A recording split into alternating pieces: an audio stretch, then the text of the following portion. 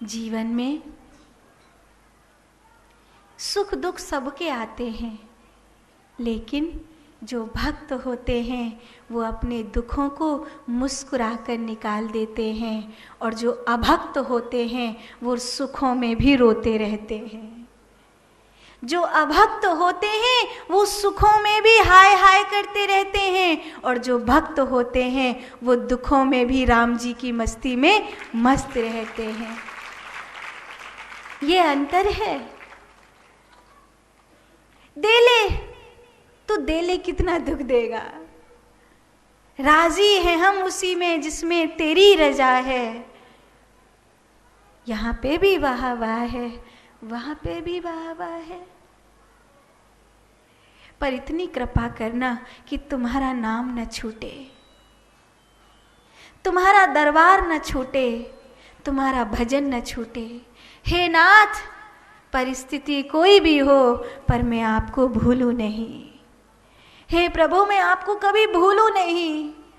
मौत आए तो आए पर मैं कभी आपको भूलूं नहीं। मेरे जीवन में सुख आए तो मैं आपको भूलूं नहीं, मेरे जीवन में दुख आए तो भी मैं आपको भूलूं नहीं।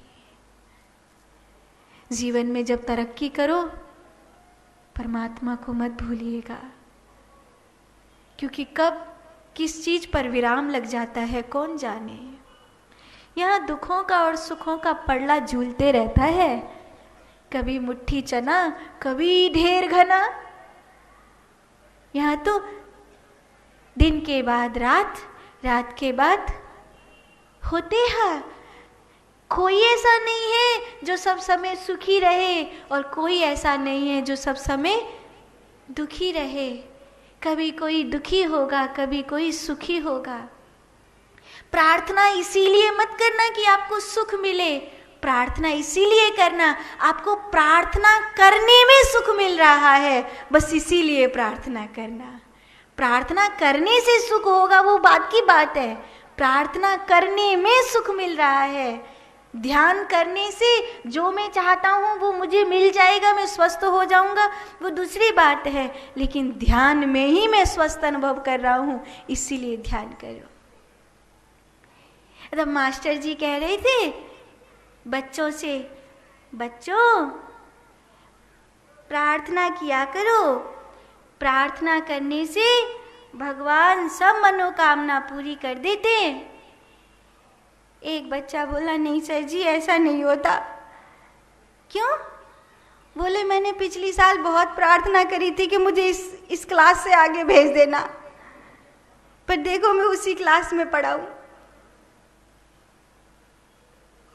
ये सोचो कि प्रार्थना करने से कुछ हो जाएगा, वो तो बाद की बात है,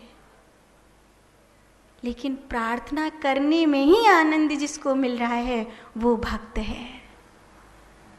जो प्रार्थना करने से कुछ चाहता है वो अभक्त है, लेकिन जिसको प्रार्थना करने से सुख मिल रहा है वो भक्त है। बेलपत्र चढ़ाऊंगा तो ये हो जाएगा। अब बहुत सारे लोग हैं जो कहते महाराज जी पुराण पे चढ़ा हुआ बेलपत्र दे दो, क्यों? खाएंगे तो घोंटू का दर्द चला जाएगा।